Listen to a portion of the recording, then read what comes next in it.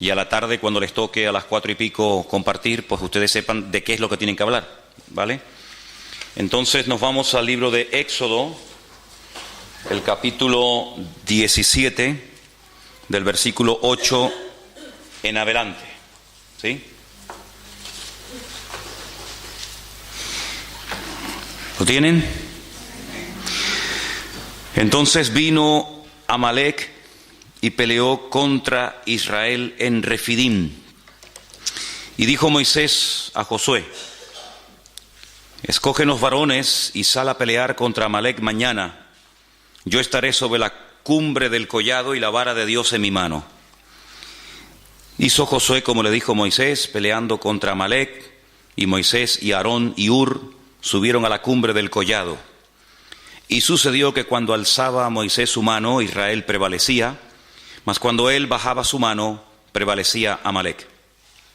Y las manos de Moisés se cansaban, por lo que tomaron una piedra y la pusieron debajo de él, y se sentó sobre ella, y Aarón y Hur sostenían sus manos, el uno de un lado y el otro de otro. Así hubo en sus manos firmeza hasta que se puso el sol. Josué deshizo a Amalec y a su pueblo a filo de espada. Y el Señor le dijo a Moisés: escribe esto para memoria en un libro, y di a Josué que raeré del todo la memoria de Amalec de debajo del cielo.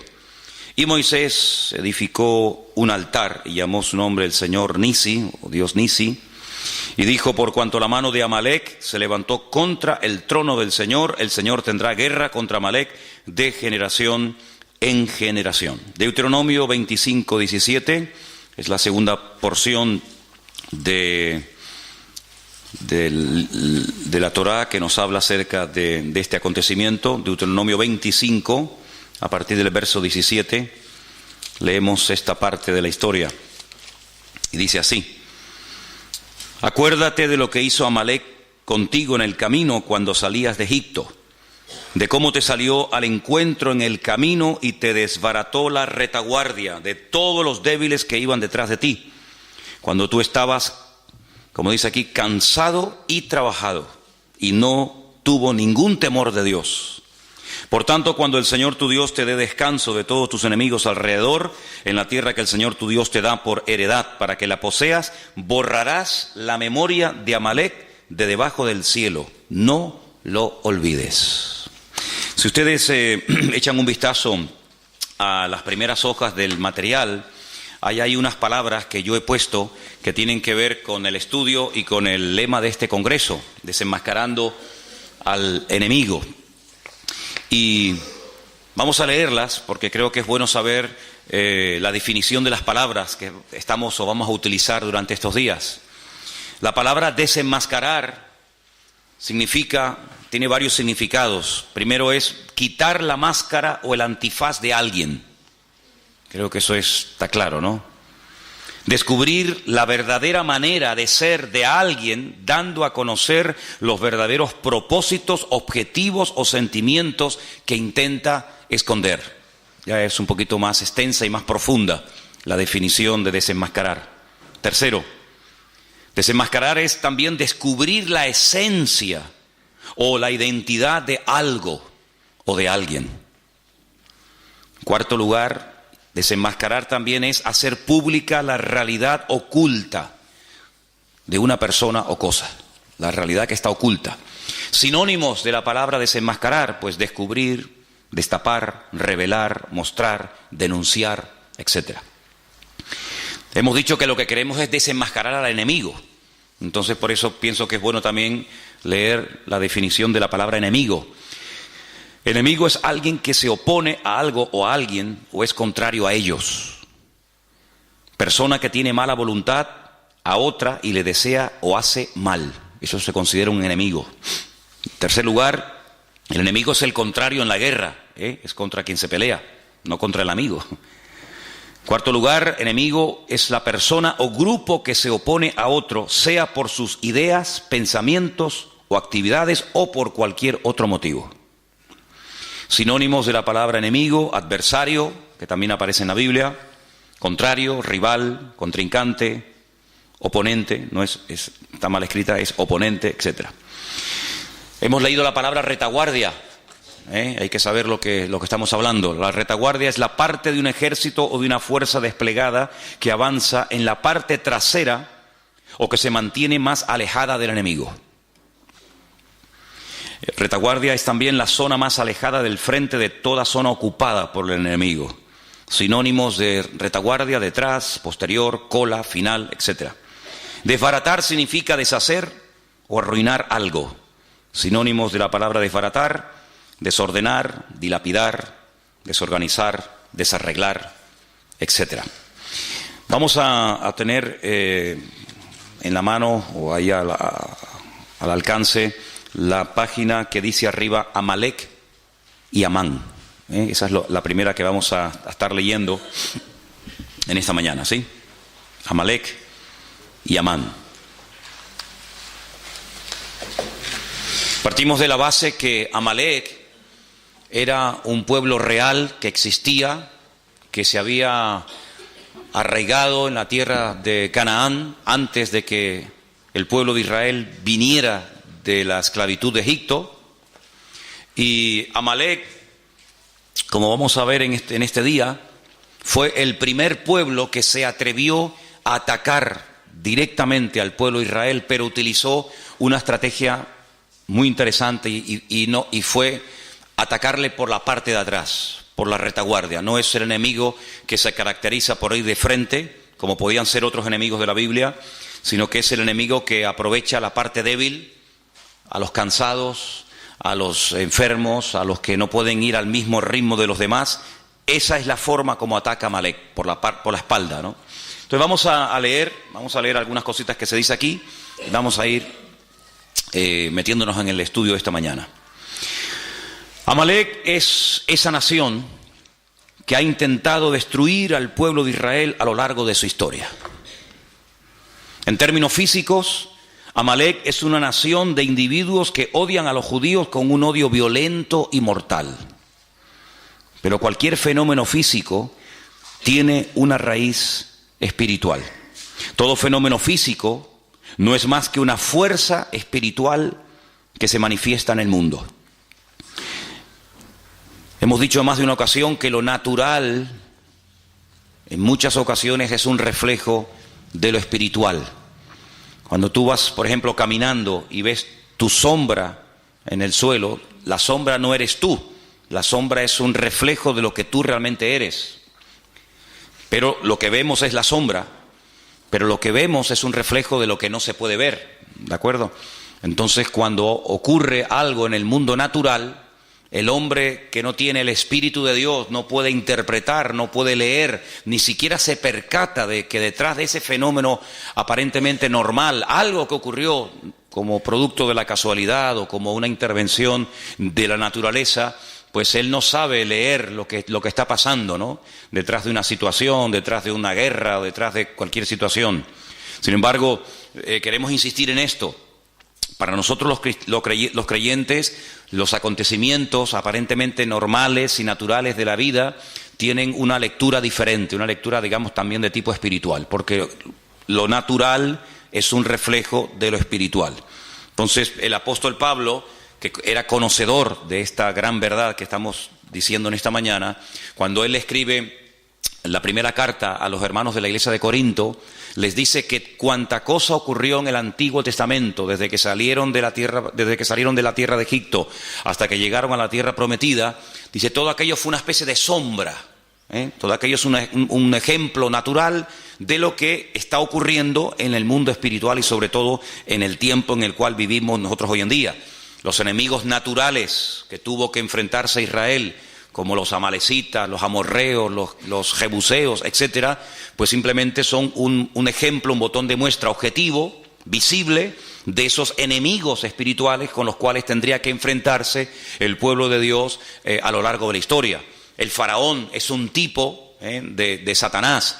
Moisés es un tipo de Cristo, el personaje, el instrumento que el Señor utiliza para liberar, para sacar de la esclavitud al pueblo de Israel. La tierra prometida es un ejemplo de nuestra nueva vida en Cristo, de cómo podemos disfrutar de una libertad, cómo podemos servir y conocer al Señor, etcétera, etcétera. Así que todo lo que vamos a estar viendo acerca de Amalek si bien es cierto que ocurrió realmente y hubo un pueblo que existía que se llamó Amalek, Amalek es el tipo. Hay dos figuras de dicción muy importantes en la Biblia, las iremos estudiando Dios mediante ahora en estas clases de hermenéutica que hemos comenzado. Y una es el tipo y otra es el antitipo. El tipo es lo que prefigura, lo que anticipa lo que va a suceder en el futuro. Y cuando tú ves el cumplimiento de ese tipo en la persona real o en el acontecimiento real, eso es el antitipo, ¿vale? Entonces, Amalek es un tipo de todos los enemigos que a lo largo de la historia se enfrentarían no solamente con el pueblo de Israel, sino con todos los creyentes en el Dios de Israel, ¿vale? Seguimos leyendo el párrafo número 2, así que quédate con esto. Todo fenómeno físico no es más que una fuerza espiritual que se manifiesta en el mundo. Amalek representa, por lo tanto, esa fuerza que desea destruir al pueblo de Dios y a su destino, su propósito. Ahora, ¿qué fuerza espiritual es la que representaba en su momento el pueblo de Israel? ¿Por qué tanto empeño en destruir a ese pueblo? Porque el pueblo de Israel tenía el deber de la presencia de Dios en el mundo. Era el único pueblo en aquel momento que existía monoteísta de la tierra, y Dios le dijo en cierta ocasión a ellos que ellos iban a ser sus testigos. Todos los pueblos que en aquel tiempo existían, todos absolutamente, salvo el pueblo de Israel, eran politeístas. Hay una lista enorme en la Biblia de dioses que se adoraban en aquel tiempo: Quemos, Milcón, Moloc, Baal, Astarot, Astarte y tantos, ¿va? El único pueblo que tenía la creencia en un único Dios, creador del cielo, de la tierra y de todo lo visible, era el pueblo de Israel. Por lo tanto, si a un enemigo se le ocurría, como el caso de Amalek, atacar y destruir al pueblo de Israel, automáticamente la tierra quedaría sin testimonio. La tierra quedaría sin un botón, sin un punto de referencia de que había un Dios único y verdadero, que en aquel momento la obligación de Israel era proclamarlo y anunciarlo a los cuatro vientos sobre toda la faz de la tierra. Por lo tanto, cuando leemos, y lo hemos hecho en esta mañana, que Amalek realmente a quien ataca es al trono de Dios, pues uno puede darse cuenta de que el objetivo final de Amalek no solamente era destruir físicamente a una serie de personas llamadas en aquel tiempo el pueblo de Israel o judíos, sino que el objetivo de Amalek era que en la tierra no hubiera testimonio de que un día hubo un Dios que creó el cielo, la tierra, las naciones, los peces, al hombre, etcétera, etcétera, y por lo tanto es como si hubiera matado a Dios. La existencia de Dios queda borrada. No hay testimonio, no hay vestigio en la historia de que hay un Dios creador, porque el único pueblo que lo representaba y creía en él y le honraba y le servía era esta gente. Al desaparecer, al destruir a este pueblo, automáticamente ya a Dios no se le ve por ninguna parte. Entonces, por eso cuando leemos que Amalek se levanta contra el trono de Dios, la palabra, la expresión trono de Dios representa su soberanía, su dominio, su majestuosidad, su presencia, su existencia en el mundo. Eso es lo que significa el trono de Dios, ¿de acuerdo? Fijaros que, por ejemplo, antes de Amalek, Satanás, vamos a leer esas porciones también seguramente en esta mañana, Satanás, él lo que intenta es destronar a Dios. No solamente quitar a Dios de en medio, sino que no se hable de Dios, de su existencia, de su obra, y de esa manera, pues el mundo queda a la deriva, como un barco sin timón. No hay presencia de Dios, no hay testimonio de Dios, por lo tanto comamos y bebamos, que aquí no pasa nada. Ese es el objetivo de Amalek. Los testigos dan testimonio de aquello que no puede ser visto. Eso es un testigo, una persona que cuando algo ha ocurrido y ellos lo han podido ver, son llamados. Eso es fundamentalmente la función de un testigo. Si algo está presente o es evidente, son totalmente innecesarios los testigos. Esto es solo cuando la cosa o suceso no puede ser percibido directamente, entonces es cuando se llama a los testigos. ¿Usted estuvo allí? ¿Usted vio que él le atacó? ¿Y qué dijo? ¿Usted lo vio? ¿Y cómo fue? ¿Y cómo no fue? ¿Y cuántos eran? ¿Y a qué hora era más o menos? Eso es lo que hace un testigo. Si en lo que el testigo va a decir es evidente y es visible, la presencia de los testigos es totalmente innecesaria. Por lo tanto, como la presencia del Señor, la soberanía del Señor era un concepto abstracto, invisible, tenía que haber una presencia visible, en este caso era el pueblo de Israel, que diera testimonio de que cada vez que la gente levantaba la cabeza y veía un pájaro cruzar por el cielo, ese pájaro no salió de la nada, sino que detrás de ese pájaro hay un creador que lo diseñó, que lo formó y que ahí lo puso. Y detrás de esa estrella, y detrás del sol, y detrás de la luna, y cuando paseamos por el campo y vemos las flores y los animales, etcétera, etcétera, ellos eran los únicos testigos en aquel tiempo de todo esto. Por lo tanto, Amalek, su objetivo era borrar de la faz de la tierra todo vestigio y presencia de Dios. Por lo tanto, de la misma manera, la presencia de Dios no era percibida directamente en el mundo. Por eso el pueblo de Israel, en aquel momento, era el testigo que tenía la tarea de dar testimonio de que detrás de las bambalinas se hallaba la presencia del Señor. Si ellos callaban, automáticamente Dios quedaba mudo en el mundo. Digamos en cierto sentido que Israel en aquel momento era la boca de Dios, era el testigo de Dios que podía decirle al mundo que detrás de la creación había un creador y un diseñador. De la misma manera, hoy en día, todos y cada uno de nosotros, no solo con nuestras palabras, sino con nuestras vidas, debemos de dar testimonio de la existencia y de la presencia de Dios en el mundo. Por eso la persecución no solamente ya abarca al pueblo de Israel, sino que abarca a todo aquel que ha creído y que ha confiado y que ha depositado su fe en el Dios del pueblo de Israel, en el Dios único y verdadero. Por eso no solamente Amalek ataca y sigue atacando al pueblo de Israel, sino que también ataca a todo el conjunto del pueblo de Dios, y ahí lógicamente entramos tú y yo. El pueblo de Israel es el único pueblo monoteísta del mundo.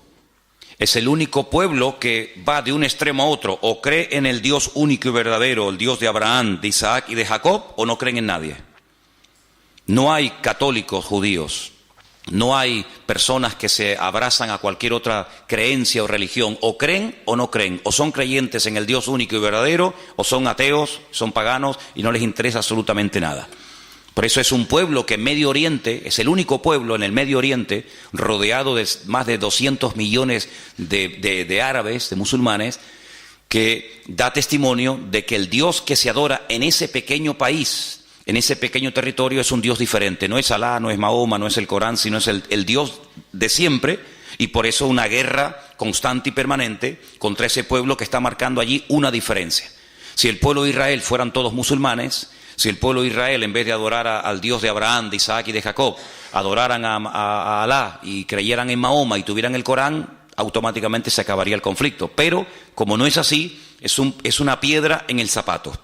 Es un pueblo que va en contra de la norma establecida de la zona, y por lo tanto el enemigo no quiere que en un territorio donde él ha hecho lo que le ha dado la gana durante generaciones y generaciones, haya un pueblo, por así decirlo, que le lleve la contraria. Pero ahora no solamente existe ese pueblo, ahora no solamente hay esa gente allí, sino que ahora hay por toda la faz de la tierra, por los 5 continentes de la tierra, hay diseminado más de 1.000 millones de personas que creen también en el Dios de los judíos, o en el Dios que vino a través del pueblo de Israel. Por lo tanto, la guerra es contra todo creyente verdadero en el Dios único y verdadero que es nuestro Dios. Amén.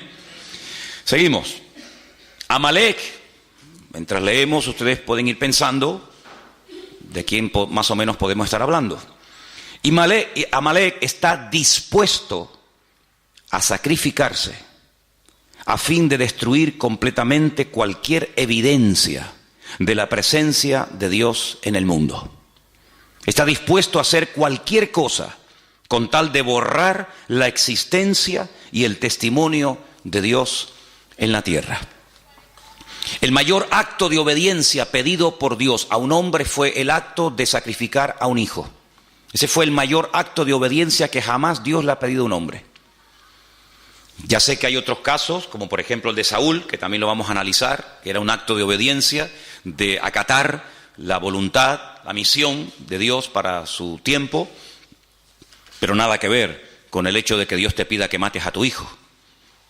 Es mucho más fácil matar a un filisteo que matar a tu hijo. Es mucho más fácil construir un barco en medio de la nada, como hizo Noé, que matar a tu hijo. Es mucho más fácil hacerle la guerra a los enemigos y despropiarlos de todos sus tesoros y construir un templo a tu Dios que matar a tu propio hijo. Si el acto de obediencia más grande que jamás un hombre ha tenido que realizar es el caso de cuando Dios le pide a Abraham que sacrifique a su hijo. Por lo tanto, ellos saben perfectamente en esa cultura que el acto de obediencia más grande que un hombre estuvo dispuesto a hacer fue sacrificar a su propio hijo. En cierto sentido, un hijo es una proyección de uno mismo, ¿verdad? Como alguien dijo, ¿qué es un hijo? Es la proyección de tu yo. Tu yo se proyecta en tu hijo y el de tu hijo en su hijo, y así sucesivamente. Por lo tanto, en ese contexto religioso y espiritual, Amalek está dispuesto a sacrificarse a sí mismo, porque saben que es el mayor acto de obediencia y de sacrificio y de fervor religioso que un ser humano puede expresar a ese Dios. Ese es el espíritu de Amalek, un espíritu que está dispuesto a ir más allá de lo lógico, de lo normal, del sentido común, ir en contra natura. Amalek le domina este espíritu de estar dispuesto incluso a inmolarse, de hacer lo que haga falta, con tal de que ese Dios en el cual ellos no creen y lo desprecian, sea totalmente aniquilado. Está dispuesto, como hemos dicho, al sacrificio, está dispuesto a sacrificar todo, absolutamente todo, con tal de alcanzar esa meta. Por ejemplo, si ustedes van a la ciudad de Jenin, a la ciudad de Ramallah, a la Franja de Gaza y a otras poblaciones palestinas, las calles, las avenidas, los bulevares, los parques de esas ciudades tienen los nombres de todos aquellos, entre comillas, mártires que han dado su vida por la causa palestina. Es decir, cuando una persona va, por ejemplo, a Jerusalén o a cualquier otra ciudad de ese país y se inmola, o de cualquier otro país, el nombre de ese asesino, el nombre de ese criminal, pues automáticamente recibe pues un reconocimiento en la ciudad de donde ha nacido. Se le pone en la calle el nombre del mártir fulanito de tal. Increíble. Entonces está dispuesto a sacrificar todo lo que tiene con tal de llegar a esa meta. Amalek es la distancia, ahora entramos en otro concepto, es la distancia entre lo físico y lo espiritual. En ese espacio, ese es el terreno donde él vive y se mueve como pez en el agua. Y está dispuesto a sacrificar su vida para defender ese espacio. Es como, por ejemplo, cuando un perro está en su territorio, salvo el mío, es capaz de hacer lo que haga falta con tal de defender su territorio. Por eso los machos marcan el terreno como diciendo, esto es mío, ¿vale? Satanás también tiene territorios marcados, señalados, donde él cree que ahí puede hacer lo que quiera. Y coloca a sus instrumentos, sea Amalek o sea quien sea. Y está dispuesto a defender ese territorio a muerte.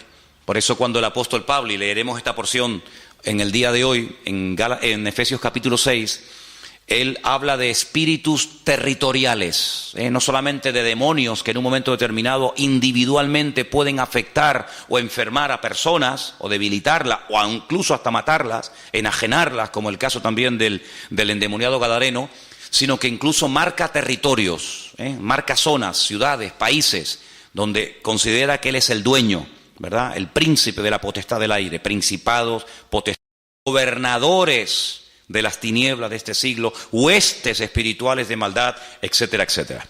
Entonces, en un sentido profundo, el significado de esta batalla entre Amalek y el pueblo de Dios es que ellos luchan contra Dios y contra su presencia en el mundo. Esta es la raíz de todas las batallas y de todas las guerras. Así de claro. Vamos a leer algunos versículos en esta mañana. Voy a pedir a algunos de ustedes que me ayuden. Por ejemplo, vamos a leer en 2 de Timoteo 4:7, 1 de Pedro 5:8. Entonces, leamos esos dos versículos antes de seguir adelante en esta mañana. Repito, 2 de Pedro 4:7, perdón, 2 de Timoteo 4:7 y también 1 de Pedro 5:8. ¿Quién tiene Timoteo? ¿Sí? Vamos. He peleado la buena batalla, he acabado la carrera, he guardado la fe. Pablo es el autor bíblico que más términos militares utiliza en sus cartas. Casco, espada, yelmo, guerra, soldados y cantidad de términos típica y puramente militares. Habla de guerras, habla de batallas, habla de enemigos. Y es que Pablo tenía una percepción del mundo espiritual muy clara, muy clara. Y por eso él dice al final de su carrera, al final de su ministerio, que él lo que realmente ha hecho a lo largo de su existencia es pelear la buena batalla. Si él no ha estado de rositas, él no ha estado de vacaciones, él no ha estado pegándose la gran vida, sino que él ha sido un guerrero. Él llegó incluso a decir, yo traigo en mi propio cuerpo, físicamente hablando, marcas de las pedradas, del martirio, de los zarpazos de los leones, de lanzas, en fin, de tantas y tantas cosas. Porque Pablo compara la batalla espiritual del creyente con una auténtica guerra. Y el campo de batalla nuestro hoy en día es el mundo. Y por eso el apóstol Pablo, cuando describe la realidad de la vida cristiana, la describe como una persona que está continuamente en guerra, como un soldado, y por eso utiliza los términos que acabo de mencionar, ¿no? El apóstol Pedro habla acerca de que tenemos todos un enemigo en común, y ese enemigo lo compara a un animal. ¿Quién tiene, por favor, según Primera de Pedro 5:8, Sonia?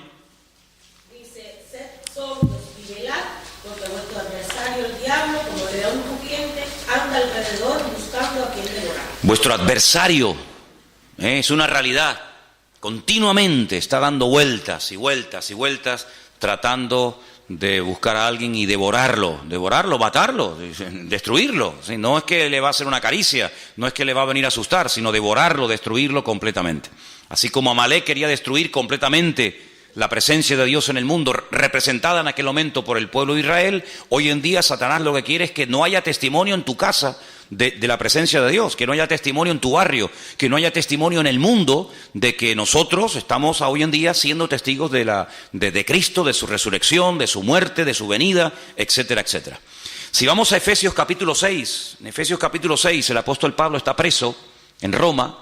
Él escribe desde la cárcel 4 cartas, se conocen como epístolas de prisión, y en Efesios, el capítulo 6, estando él preso en Roma, seguramente ya a punto de morir, escribe 4 cartas. Una de ellas es la carta a los Efesios, otras a los Filipenses, y en esta concretamente, en el capítulo 6, verso 10, el apóstol Pablo habla en estos términos clarísimos. Por lo demás, hermanos míos, fortaleceos en el Señor y en el poder de su fuerza. Vestíos de toda la armadura de Dios, para que podáis estar firme contra las acechanzas del diablo. Porque no tenemos lucha contra sangre y carne. Esa era la guerra que llevaban los romanos en el mundo, contra ejércitos, personas, seres humanos. Sino que nuestra lucha es, fíjense, contra principados, viene de príncipes. Hay príncipes en el mundo espiritual. En el mundo de las tinieblas hay gente que tiene el galón, que tiene ¿cómo es? El título de ser un príncipe, ¿sí? Como en el ejército hay generales y comandantes y tenientes y subtenientes y sargentos. En el mundo espiritual no todos los demonios, no todos los ángeles que cayeron el día de la rebelión de Satanás en la presencia del Señor, ¿verdad? Antes de la creación de Adán y Eva, no todos son iguales. Hay algunos que son auténticos príncipes y hay otros que son, como dice aquí, príncipes de las potestades contra gobernadores. Otros tienen, ¿verdad?, el rango de gobernador de Santa Cruz, gobernador de cualquier otro lugar, gobernadores de las tinieblas de este siglo, huestes espirituales de maldad en las regiones celestes. Y ante este panorama, ante esta descripción del mundo espiritual, que no es ciencia ficción ni mitología griega, sino es Biblia, ¿qué podemos hacer? Porque además ellos juegan con una ventaja sobre nosotros, entre comillas, y es que ellos nos ven a nosotros, pero nosotros, salvo raras excepciones, no los vemos a ellos. Entonces, defenderte contra un enemigo que ves, que sabes por dónde viene y por dónde va, pues no es tan complicado. Pero defenderte contra un enemigo que no sabes si está por detrás, por delante, arriba o abajo, pues es mucho más complicado, ¿vale? Entonces, fíjate aquí que el remedio para todo esto es el siguiente: Pónganse toda la armadura de Dios. Así de claro. Tomen toda la armadura de Dios. ¿Para qué? Para que podáis resistir en el día malo. En el día bueno no hay que resistir nada. En el día bueno lo que hay es que gozarse. Este es el día que creó el Señor. Gocémonos y alegrémonos en él, decía el salmista.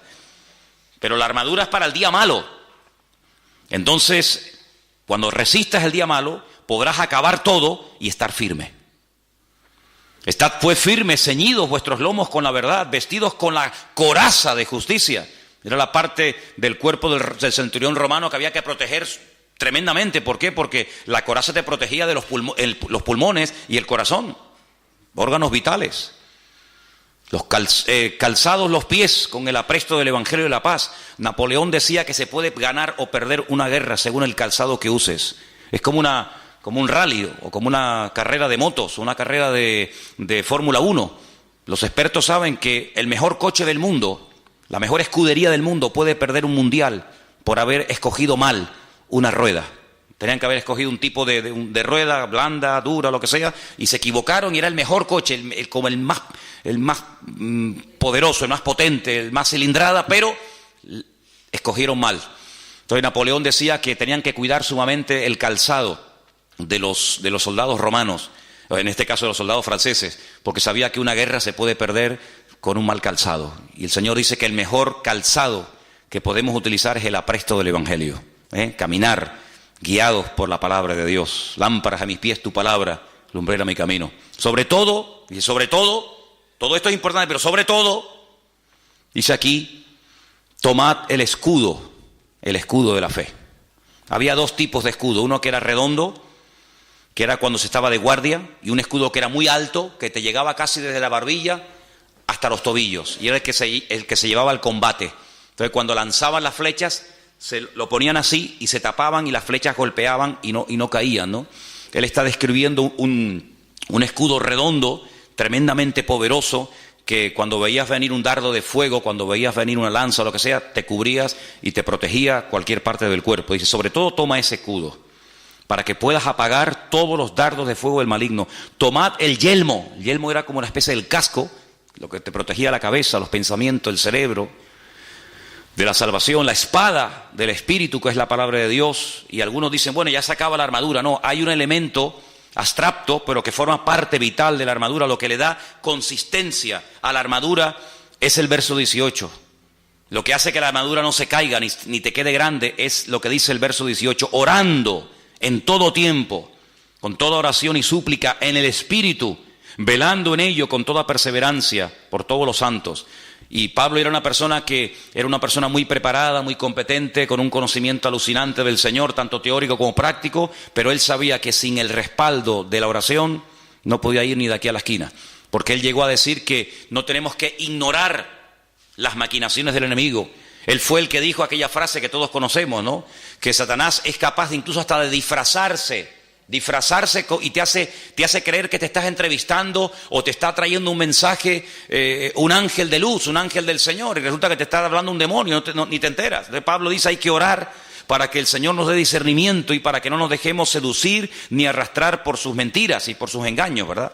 Así que toda esta guerra espiritual que Pablo describe la podemos ver en lo físico y lo podemos ver en lo natural, sobre todo en este enemigo terrible que es el pueblo de Amalek. Sigamos leyendo la segunda página. Dice que Amalek significa tinieblas y el florecimiento del mal. Ahí es donde Amalek se mueve como pez en el agua, en la oscuridad, en la ignorancia, en las tinieblas. El fin de Amalek significa la destrucción del abismo, del distanciamiento entre Dios y el mundo, pero también la restauración de la cercanía que revela la presencia y la obra de Dios por medio de Cristo en el mundo. Mientras estemos en esta vida, estaremos en guerra.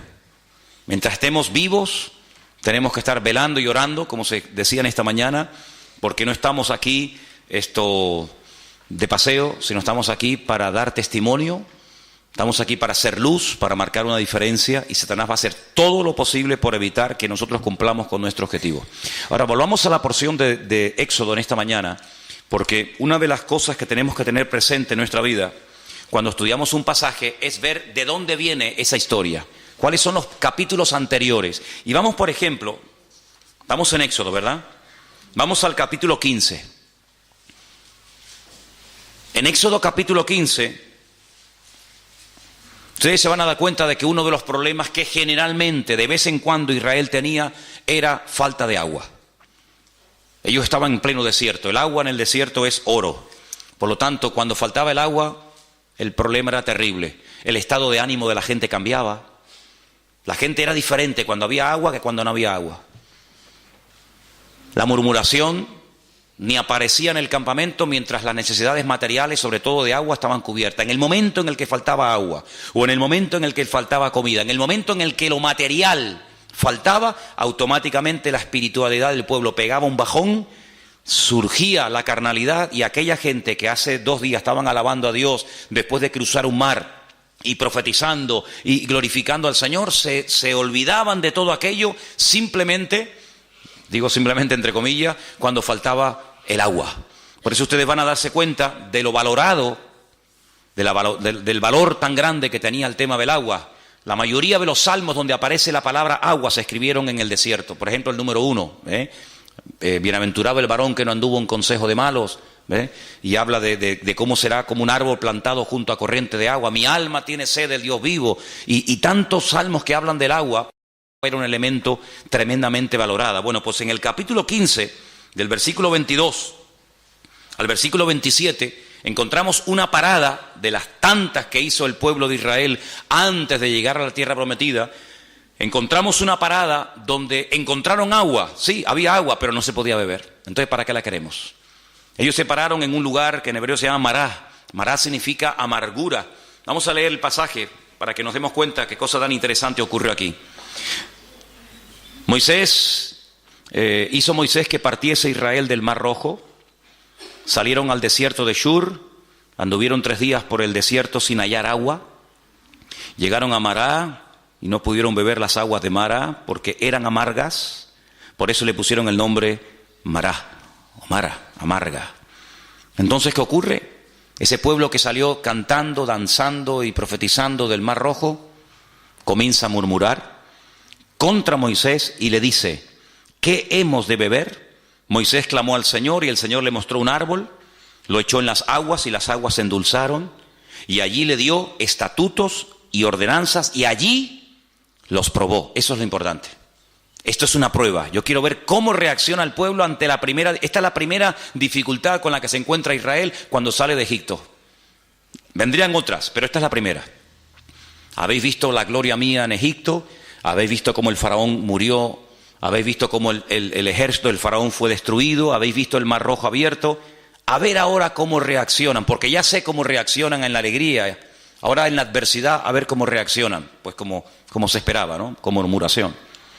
Y dijo: si oyeres atentamente la voz del Señor tu Dios, e hicieres lo recto delante de sus ojos, y dieres oído a tus mandamientos, y guardares sus mandamientos, sus estatutos, ninguna enfermedad de las que envié a los egipcios te enviaré a ti, porque yo soy el Señor, tu sanador.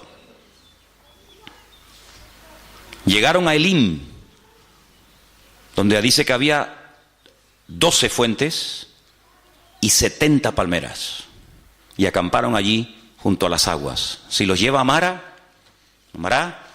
no pueden beber el agua, es amarga. El Señor les muestra un árbol que es tipo de Cristo, de cómo endulza la vida, de cómo endulza las aguas.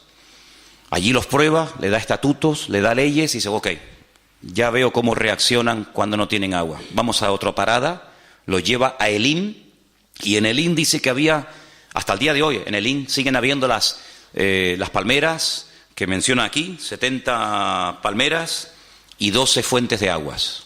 Dice la Biblia que Moisés llegó a tener 70 ancianos.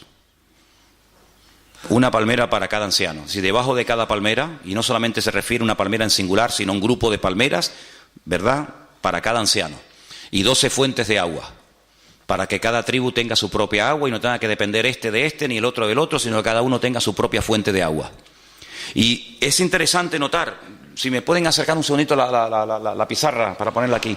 Miren, dice que allí el Señor les da una promesa tremenda. La promesa que el Señor les da allí es una promesa, gracias, así mirándola para allá. La promesa que el Señor les da a esta gente es que si ellos se comportan y obedecen al Señor y no meten la pata y se someten al Señor y piden perdón y llevan una vida, digamos, correcta, pues ninguna enfermedad les afectaría. Ahora, si un día hacemos un estudio detallado de cuántas enfermedades menciona la Biblia, nos quedamos asombrados. Porque incluso en los tiempos en los que el Señor le dio la palabra al pueblo de Israel, había enfermedades que no existían. Pero ellos podían activar una serie de enfermedades que no existían. Les dijo: si ustedes me obedecen, si ustedes se someten a mi palabra, si ustedes viven en sometimiento a mi palabra, a mis estatutos y a mis leyes, ninguna enfermedad de las que mandé a los egipcios se la mandaría a ustedes. Pero si ustedes no me obedecen, y comienza a mencionar enfermedades que hasta ese momento ni existían en el mundo.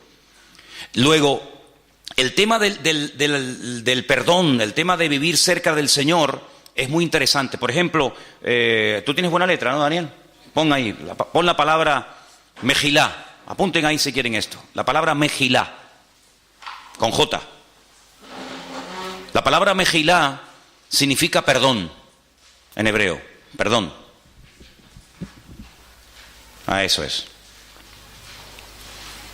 Y una palabra que él va a poner abajo, que es la palabra Majalé, significa enfermedad. Mejilá, perdón. Majalé,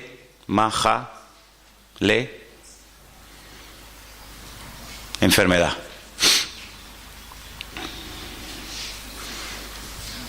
Ahora, estas dos palabras que ustedes tienen ahí, Mejilá y Majalé, en hebreo se escriben sin vocales.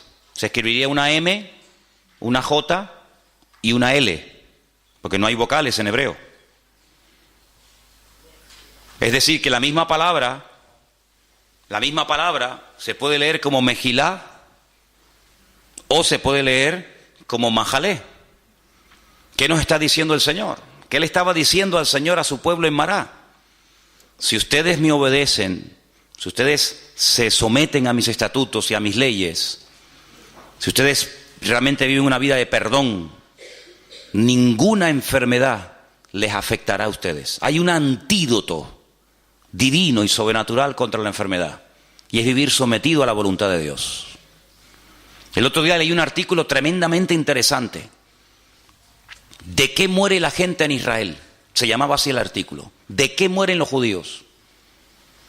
Claro, por supuesto, lógicamente hay también enfermedades como en cualquier parte del mundo, pero más del 88% de la gente en Israel, ¿sabéis de qué muere?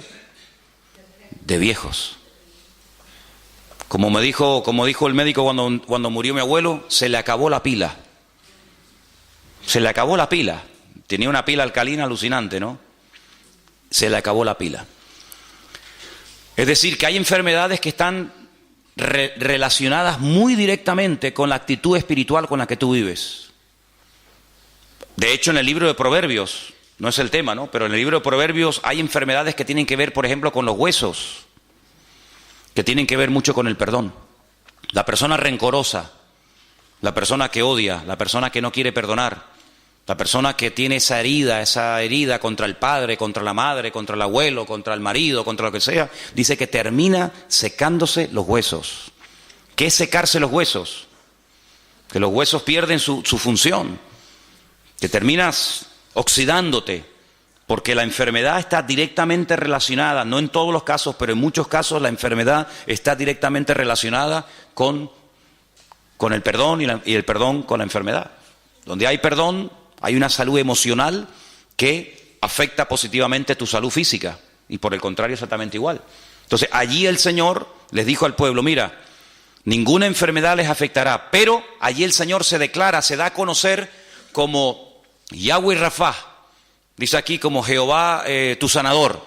Pero si no me va a afectar ninguna enfermedad, ¿para qué quiero tener un sanador? Porque si no voy a estar nunca enfermo, ¿para qué quiero tener un Dios que me sana? Porque yo sé que ustedes no me van a obedecer. Y como sé que no me van a obedecer, te digo de antemano que cuando te enfermes, cuenta conmigo que yo te sano. ¿Qué te parece? Podía haber dicho: ninguna enfermedad de las de Egipto les va a afectar a ustedes. Punto, ahí se acaba el pasaje. Pero añade: porque yo soy el Señor tu sanador. Pero si no estoy enfermo, ¿para qué quiero que me sane? Es que yo sé que tú te vas a caer en enfermedad, porque vas a hacer todo lo contrario a lo que yo tener ningún temor de Dios, no tener en consideración lo que Dios había hecho por ellos. Ellos, ya te digo, sin previo aviso hacen así y les atacamos, ¿no? Pero son tan cobardes en su ataque que dice que no van de frente, sino que le atacan por la retaguardia. Es decir, le atacan por la parte de atrás y desbaratan la retaguardia, y dice que en la parte de atrás, dice la Escritura, que iban los cansados, los débiles, las personas que no podían ir al ritmo de los que iban en cabeza. Y entonces, cuando se dieron cuenta, Amalek se había introducido dentro del pueblo y decían, pero ¿dónde está el enemigo? Si no lo vemos, ¿no? Está detrás, ahí está matando a mujeres y a niños y a los pobrecitos que no tienen fuerza, ¿no?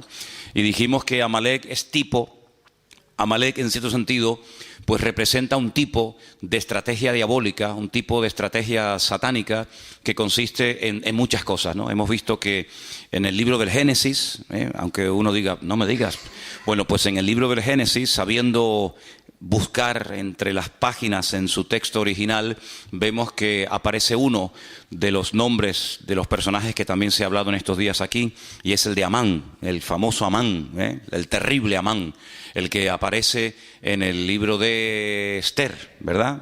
Aquel que odiaba a Mardoqueo, a Mordejai, y preparó una horca para matar, según él, a su peor enemigo, y resulta que él no sabía que estaba preparando su propia horca, ¿no? Las vueltas que da la vida.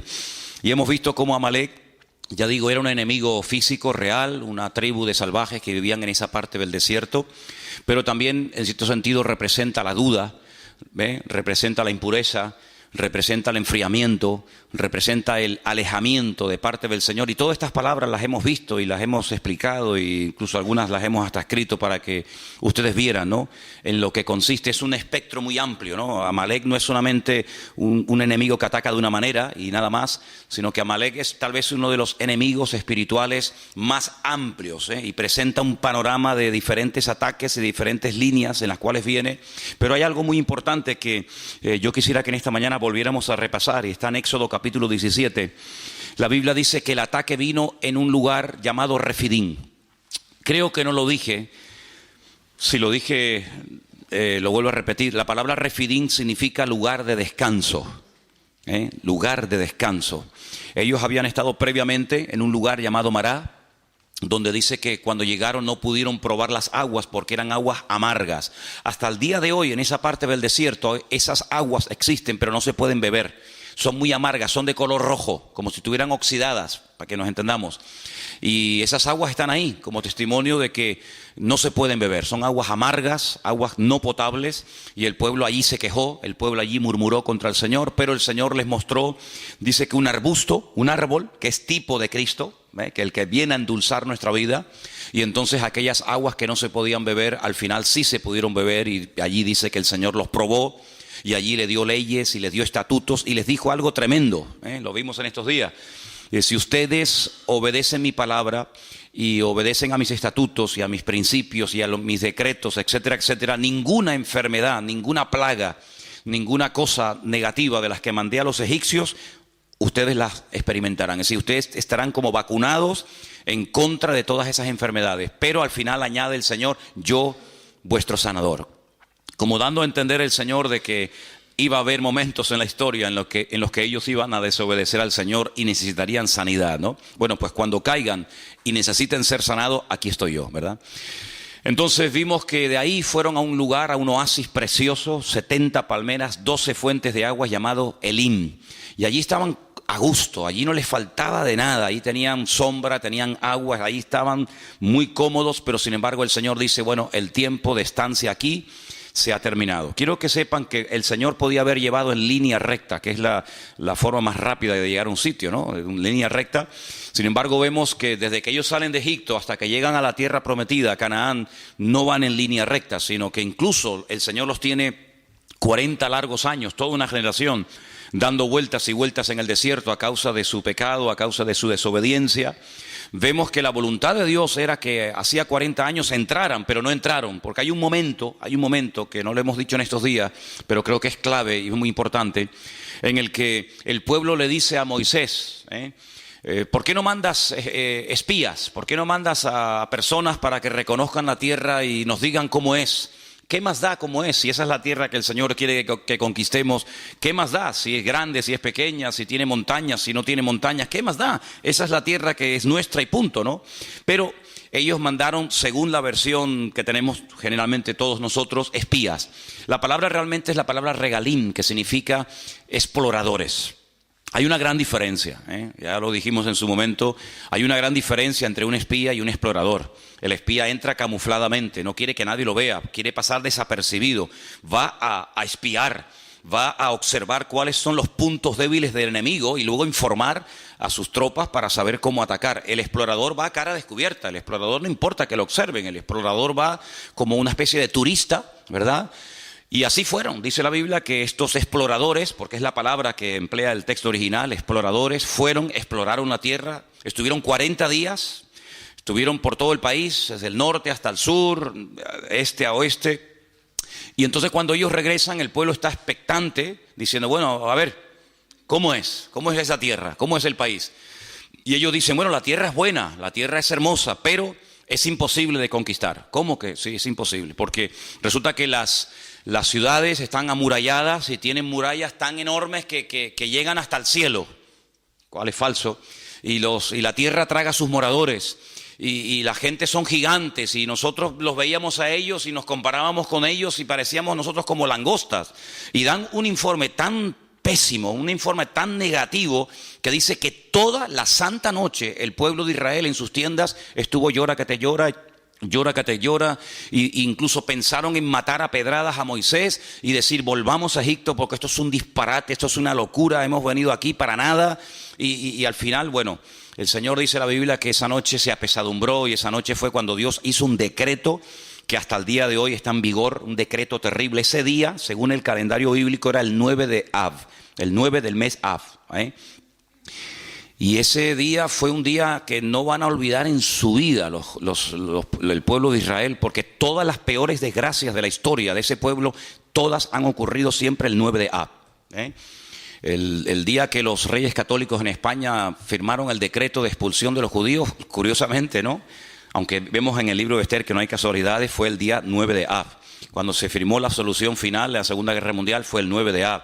Cuando se destruyó el primer templo de Jerusalén antes de Cristo fue el 9 de Av. Cuando se destruyó el segundo templo 70 años después de Cristo fue el 9 de Av.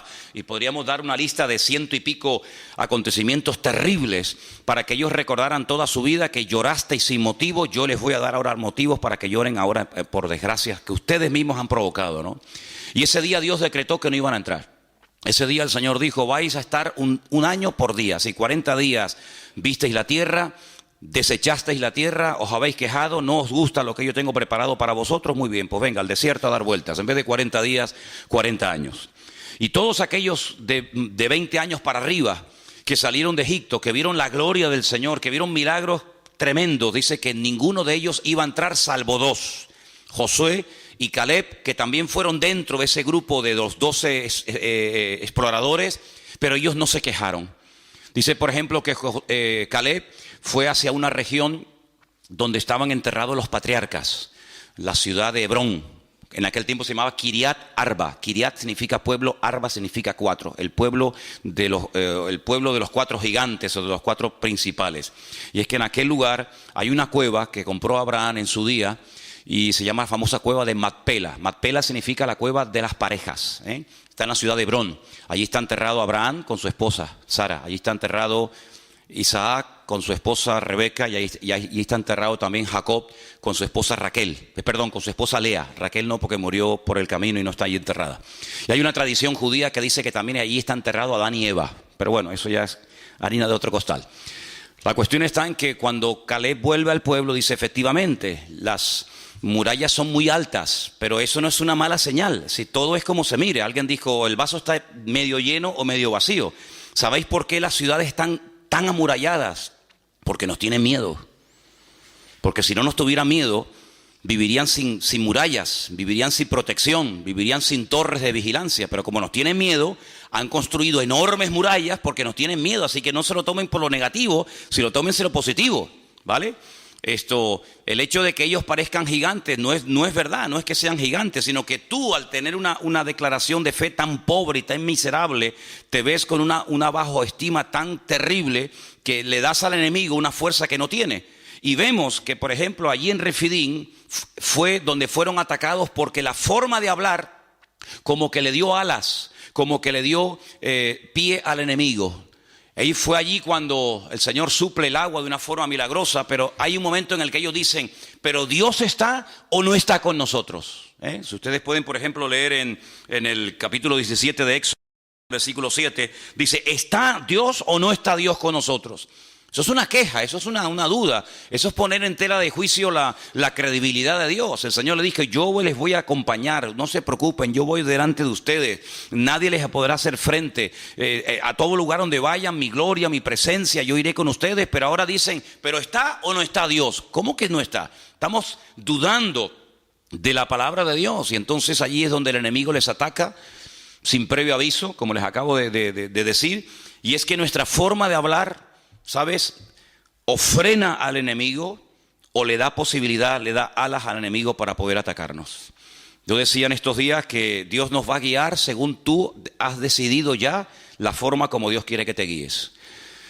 En otras palabras, si escoges el camino de la duda y de la queja, del lamento, no te preocupes que tendrás muchos motivos para lamentarte en el 2016. Pero si coges el camino del servicio, de agradar a Dios, no te preocupes, como dice la Biblia, porque esa es la promesa, todo te irá bien. Irás de victoria en victoria y de gloria en gloria y de triunfo en triunfo. Pero tú decides la forma como tú vas a dejar que el pastor de los pastores, el Señor Jesucristo, pastoree tu vida. Así que allí Amalek les ataca. Y les ataca por la parte de atrás, donde dice que estaban los cansados, los trabajados, como dice la Biblia, los débiles. Y hay una traducción, una posible traducción que también se le podía haber dado a estos dos términos hebreos, y es a los que tenían miedo del futuro. Y tal vez dice, bueno, yo no estoy cansado, yo no estoy trabajado, yo no estoy extenuado, yo no estoy asfixiado, pero tengo ciertos temores. ¿Conseguiré trabajo? ¿No conseguiré trabajo? ¿Saldré de la crisis? ¿No saldremos de la crisis? ¿Qué pasará con el futuro de España? Esa actitud es una actitud que le da alas al enemigo, porque el pueblo de Dios tiene que hablar en fe y vivir en fe. Y hasta que no cambiemos nuestra forma de hablar, no vamos a poder cambiar nuestra forma de vivir. Y hasta que no cambiemos nuestra forma de vivir, no vamos a poder ver cosas grandes y maravillosas en nuestra vida. Albert Einstein dijo en cierta ocasión algo tremendo, y él dijo, si estamos continuamente haciendo lo mismo, no vamos a poder ver cambios y cosas diferentes. Si seguimos hablando igual, orando igual, creyendo igual, comportándonos igual, no vamos a ver cosas diferentes en nuestra vida. Por lo tanto, nuestra forma de hablar es un imán que atrae la bendición de Dios o que la aleja y que la espanta. Entonces, aquellos espías, aquellos exploradores, cuando volvieron, dijeron, sí, la tierra es buena, la tierra es maravillosa, pero vamos a ver, ¿es buena o no es buena? ¿Es la tierra que el Señor nos ha dado o no es la tierra que el Señor nos ha dado? Fíjate que dice que entre dos hombres, eso es algo increíble, pero es real. Entre dos personas tuvieron que ayudarse el uno al otro para poder traer un racimo de uvas. ¿Y cuánto pesaba cada uva? Serían así como se las coge Trotsky y las revienta todas, ¿no? Dos hombres para coger un racimo de uvas. Muchacho, pero con cada uva hacías así, y te hacías un litro ahí de zumo, ¿no? Algo increíble. Y se dieron cuenta de que la tierra era impresionante, la tierra era rica, era fértil. Pero había condiciones que ellos tenían que tener en cuenta. El Señor les dijo, mira, cuando ustedes vivían en Egipto, el agua nunca faltaba, porque tenían el río Nilo, que por cierto dice la Biblia que en los últimos tiempos se secará. La lengua de Egipto se secará. Dice, pero a la tierra a la que yo voy, a la tierra a la que ustedes van y yo les envío, es una tierra que les mandará en su momento la lluvia temprana y la lluvia tardía en base a la forma como ustedes vivan y en base a la forma como ustedes hablen. Si ustedes hablan mal, si ustedes se quejan, si ustedes se apartan de mis caminos, si ustedes se enfrían, si ustedes comienzan a adorar a otros dioses, olvídense, aquí no va a llover, aquí no hay río, aquí no es como Egipto, que movías una piedra y salía el agua por las tajeas, sino que aquí es una dependencia diaria y permanente de parte del Señor. Si hablan bien, si hay victoria, si hay bendición, la lluvia cae. Pero si ustedes, por la forma de hablar, pueden llegar a cerrar el cielo, y dice la Biblia, el cielo se volverá como si fuera de bronce. Y por eso dice la palabra que hasta para la lluvia tendría que depender de la forma de hablar. Y estamos viviendo en unos tiempos en los que es muy importante cómo hablamos y cómo actuamos y cómo vivimos y cómo reaccionamos, porque lo que no podemos hacer es reaccionar, pensar y hablar y vivir como actúa la gente del mundo. Nosotros vivimos en este mundo, pero no somos de este mundo. Nuestra mirada está puesta en un Dios poderoso, en unas promesas que son sí y amén en Cristo Jesús. Y no podemos bajo ningún concepto entrar en desánimo, en derrota, en murmuraciones y en quejas, porque eso le da alas al enemigo, y a quien tenemos que darle alas es a nuestro Dios. ¿Cuántos dicen amén? Así que en esta historia hay un momento en el que vemos que este conflicto es diferente. Este conflicto no es una guerra simplemente de 1000 contra 5000 o hombres contra hombres, sino que aquí hay un factor espiritual muy importante.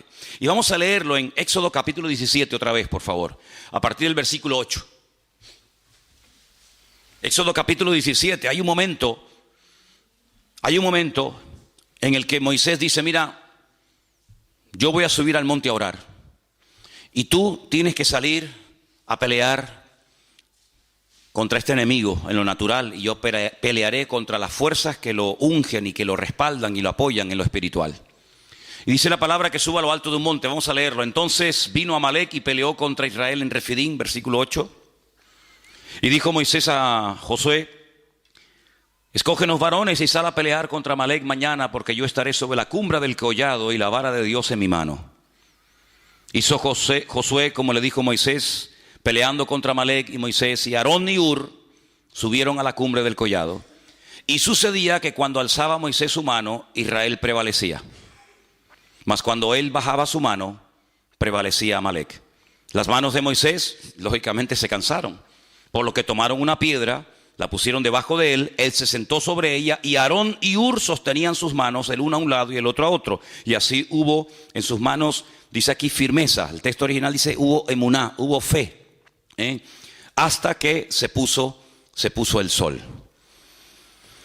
Dije el otro día que gracias a estos dos hombres, Aarón, que es muy conocido porque es el hermano carnal de Moisés, y gracias a Hur, Moisés tuvo firmeza, Moisés tuvo la capacidad, la constancia de poder tener sus manos levantadas por encima de su cabeza y ver una aplastante victoria sobre el enemigo. Pero ¿quién era este Hur? No lo dijimos, pero vamos a decirlo ahora. Hay varios versículos que quería compartir con ustedes. Seguimos en Éxodo, capítulo 24, verso 14. Éxodo 24, 14. No sé si hay algún hermano que por ahí tenga su Biblia a mano y lo quiera leer. Y también que otra persona tenga preparado el 31, versículo 2. Repito, Éxodo 24, 14. Y otra persona, Éxodo 31, 2. ¿Quién tiene el Éxodo 24?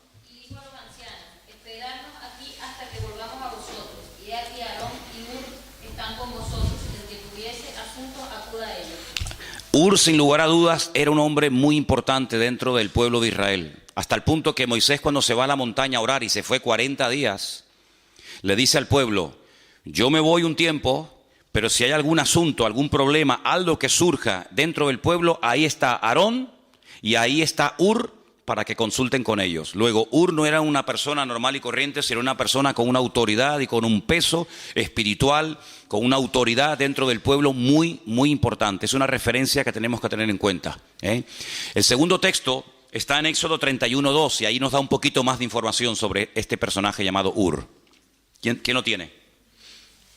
Mira, yo he llamado por nombre a Besaleel, hijo de Uri, hijo de Hur, de la tribu de Judá.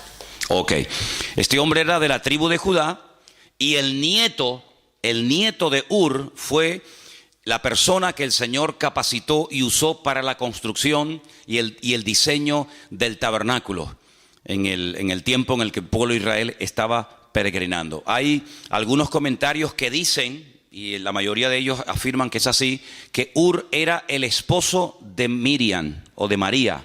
Saben que eran 3 hermanos: Moisés, Aarón y Miriam o María, y el marido de María atribuyen que sea Hur, ¿vale?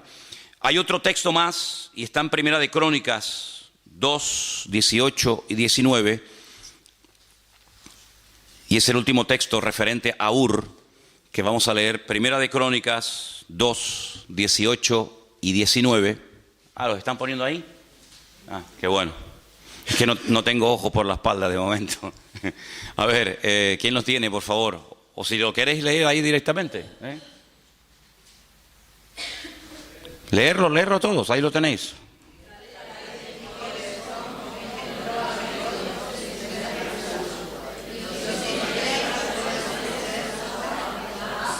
Pasa al siguiente.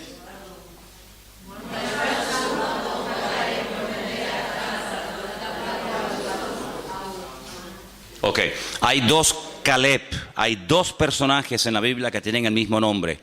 Caleb, aquel que conquistó con Josué parte de la tierra prometida, ese no es el Caleb padre de Ur. Y otro Caleb que es el famoso padre de Ur. Es decir, esta persona era una persona con influencia, era una persona con autoridad, era una persona con peso. Y esta persona, junto con el hermano de Moisés, suben a lo alto de esa montaña y le sostienen las manos mientras Moisés se sienta y está orando. Sí, aquí vemos cómo aprendieron a trabajar en equipo, cómo aprendieron a colaborar. Ese famoso salmo que se dice tantas y tantas veces: mirad cuán bueno y cuán delicioso es, ¿qué? Habitar los hermanos juntos en armonía, ¿En qué se basa? ¿A qué hermano se refiere? Nosotros lo apropiamos para nosotros, ¿no? Y decimos, bueno, cuando estamos los hermanos juntos en armonía, y bueno, está bien, no es que estemos cometiendo una barbaridad, pero realmente se refiere a la hermosa compenetración y al trabajo en equipo que hubo siempre entre Aarón y entre Moisés. De hecho, en ese salmo que acabamos de citar ahora un poquito, el Salmo 133, se menciona al final del salmo, se menciona Aarón, dice, es como el óleo sobre la barba de Aarón que desciende sobre el borde de sus vestiduras, ¿verdad? Y allí bien. Entonces, Aarón supo ocupar su lugar, Moisés supo ocupar su lugar, María supo ocupar su lugar, y mientras Aarón funcionó en el terreno que Dios le puso, que era de sumo sacerdote, mientras Moisés hacía la función de vocero o profeta de Dios, y mientras su hermana María, que dice que era profetisa, era una mujer que llevaba la alabanza en el pueblo de Israel, todo funcionaba a la perfección. En el momento en el que Aarón, porque generalmente Moisés no cometió ese error, pero en el momento en el que Aarón o María salían de su terreno y se querían ocupar de otras cuestiones, automáticamente habían problemas. Por ejemplo, la Biblia nos enseña que María en una ocasión dijo: ¿y por qué cuando Dios quiere hablar al pueblo, por qué siempre tiene que utilizar a mi hermano y no me usa a mí? Y en ese momento quedó automáticamente leprosa. Y dice la Biblia que la tuvieron que echar del campamento, porque la lepra es una enfermedad contagiosa que se pega. Y entonces la tuvieron que echar del campamento. Fíjate simplemente ese comentario. ¿Por qué cuando el Señor quiere transmitir una palabra, un mandamiento, una exhortación, por qué siempre habla a través de mi hermano y no me usa a mí? Bueno, pues porque a ti el Señor te está usando en otra cosa y a tu hermano en otra cosa, y no es para competir, sino es para complementarse. Y cuando tú no estás contenta con el don y con el ministerio y con el llamado y con el sitio donde Dios te ha puesto, estás abriendo la puerta, en este caso, a una tremenda enfermedad. Por eso en estos días, bueno, esto que has dicho de las enfermedades, de los distintos miembros del cuerpo, bueno, yo dije que hay enfermedades, como dice por ejemplo Proverbios, que trae dolencias a los huesos, pero muchas enfermedades de la piel, muchas enfermedades cutáneas, cuando tú vas a los libros del Antiguo Testamento, son producidas por una incorrecta forma de hablar, ¿vale? Entonces vimos cómo la palabra perdón y la palabra enfermedad en hebreo es la misma, aunque se pronuncia un poquito diferente, porque hay una relación entre algunas enfermedades y una falta de perdón o una mala actitud o una forma incorrecta de hablar, ¿verdad? Cuando Aarón no está contento con su posición como sumo sacerdote y en vez de él ejercer su función le da demasiado libertinaje y demasiada rienda suelta a sus hijos, se produce un caos y un desastre en el campamento, hasta el punto que la Biblia dice que se tiene que abrir la tierra y tragar, y murieron sus hijos, y el Señor le dijo: y dile a Aarón que no llore por la muerte de sus hijos, y le prohíbo ir al funeral y al entierro de sus hijos. Y es una cosa tremenda, porque cuanto más arriba uno sube, cuanto más autoridad y cuanto más peso espiritual tiene una persona sirviendo al Señor, lógicamente más serán las exigencias que el Señor le pide de ellos. Yo siempre he dicho, no es lo mismo, y lo digo esto de verdad con todo respeto, ¿no? No es lo mismo que usted venga a la iglesia y se siente y se vaya y no pasa nada. No es lo mismo que un pastor, no es lo mismo que uno que está en alabanza, no es lo mismo que una maestra de escuela dominical. A esos hay que exigirle no mucho, sino todo. ¿Por qué? Porque tienen que ser ejemplo a la congregación. Una maestra de escuela dominical tiene que llegar primero que los alumnos. No van a llegar los niños primero que su maestra. Cuando hay un campamento de niños, los primeros que tienen que estar dando el callo, ¿quiénes son? Las maestras de la escuela dominical. Y si no, quédese usted en su casa o dedíquese a otra cosa. Pero las maestras de la escuela dominical tienen que ser las primeras. Y si usted no quiere ser la primera, usted no vale para maestra de escuela dominical, valdrá para otra cosa. Y yo como pastor, no, pero no me exija mucho, hermano. Yo un día vendré y otro día no. Imagínense. Oye, ¿quién va a predicar hoy? Bueno, tenía que predicar Manolo, el pastor, pero no va a venir porque dice que está un poco desanimado. ¿Cómo? No, que dice que le dolía la cabeza. Es que a mí no me puede doler nunca la cabeza. De hecho, yo empecé a predicar con dolor de cabeza, ya se me quitó. ¿Por qué? Porque el Señor, cuando usted quiere servir al Señor, el Señor dice, ¿tú me quieres servir? Ok, vente para acá, pero también te voy a exigir más. Porque el viento donde pega más fuerte es arriba en la copa del árbol y no en las raíces. Y allí donde el Señor pone a algunas personas, pero también la exigencia lógicamente será mayor. Entonces Aarón entendió que su función no era la de profeta, sino la de sumo sacerdote. Y cuando lo entendió y ocupó su lugar, miren esos hermanos, qué armonía hay entre ellos. Cómo no va a haber bendición y vida eterna, y cómo no va a derramar el Señor su unción y su gracia cuando están los hermanos juntos en armonía. Pero cuando están juntos, pero separados y revueltos, se va la bendición de Dios. ¿Cuántos dicen amén?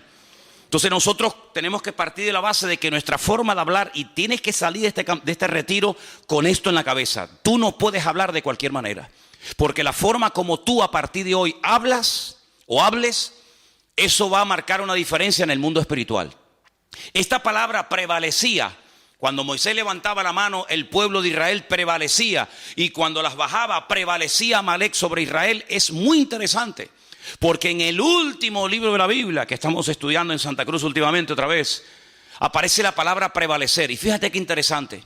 Dice que cuando los santos oraban en la tierra, es decir, cuando se dirigían al Señor, cuando clamaban al Señor, los ángeles en el cielo prevalecían contra los demonios. Es decir, cuando la iglesia toma su posición de autoridad, cuando la iglesia emplea el poder de la lengua, pero no para dañarse, no para cuestionar, no para criticar o para murmurar o lamentarse, sino que emplea el poder, el instrumento de la voz, de las palabras, para dirigirlas al Señor, eso como que le da fuerza a los ángeles y le da fuerza en el mundo espiritual para que el enemigo lo podamos tener a raya. Por eso, hermano, tenemos que salir de aquí con la idea bien clara de que la forma como usted va a hablar a partir de hoy vas a ser un imán que va a atraer la bendición a tu casa, o la va a espantar y la va a alejar. Por eso cuando en casa comencemos a hablar o a opinar o a no sé qué, o como a comentar negativamente, cortemos inmediatamente ese comentario. ¿Por qué? Porque la forma como nosotros hablamos es lo que va a marcar la diferencia en el mundo espiritual. Porque todo esto tiene un precedente, y el precedente está en el libro de Génesis capítulo 1, cuando dice la Biblia que Dios hablaba y las cosas cambiaban. Claro, el poder de Dios en su palabra es lógicamente superior al nuestro. La palabra de Dios se cristaliza, se materializa, ¿verdad? Dijo Dios sea la luz y se hacía la luz. En nuestro caso no es así. Pero lo natural, ya lo he dicho 1.000.000 de veces, es un reflejo de lo espiritual. Si Dios hablaba y cambiaban cosas, quiere decir que nosotros como producto, como creación del Creador, cuando nosotros hablemos también las cosas pueden cambiar para bien o para mal. ¿Cuántas personas están tiradas por el suelo, no tienen ninguna autoestima, no confían en nada ni en nadie? ¿Por qué? Porque desde pequeños han sido bombardeados con palabras como: tú no sirves para nada, tú no vas a levantar cabeza, tú eres un burro, tú eres un ser a la izquierda, tú no sé qué, tú eres como tu padre, un vago. Y ¿cuántas veces pasa eso en la vida? Pero cuando el Señor nos llama, Él nos dice: ustedes son real sacerdocio, nación santa, pueblo adquirido por Dios, para que anuncien las virtudes mías, y que yo les llamé de las tinieblas a su luz admirable. Y ustedes son más que vencedores, y yo estoy con ustedes, y nadie les podrá hacer frente en todos los días de vuestra vida. Y diga al débil: fuerte soy, hermano. Y entonces Dios nos levanta la autoestima, no el orgullo, sino la autoestima, y comenzamos a hablar como Cristo hablaba. ¿Cuántos dicen amén? Y Él no permitía ni siquiera a sus más íntimos colaboradores o discípulos, Él no permitía que hablaran palabras incorrectas. Cuando aquel discípulo le dice: Señor, no vayas a la cruz, ¿para qué? Si a lo largo de la historia no te van a aceptar esta gente, ¿para qué vas a la cruz? Y el Señor le dijo: apártate de mí, Satanás, porque no estás poniendo la mira en las cosas de Dios, sino que te está dejando influenciar demasiado, excesivamente por las cosas de los hombres. Tienes una visión muy corta, ves a muy corto plazo. Pero hermano, nosotros tenemos que sembrar en fe. ¿Y cómo se siembra en fe? Con la palabra. Dios me va a bendecir, Dios me va a prosperar, yo voy a ser una persona usada, Dios me va a bendecir, Dios va a abrir puertas. Y dirá, bueno, pero esta es autosugestión, llámelo como quiera. Pero esa es la forma como el Señor quiere que nosotros hablemos. ¿Cómo estás? Aquí aguantadito. ¿Cómo que aguantadito? ¿Cómo estás? Y dicen algunos, bueno, tirando. ¿Tirando qué? Piedra estás tirando. ¿Cómo estás? Bueno, aquí echando días para adelante.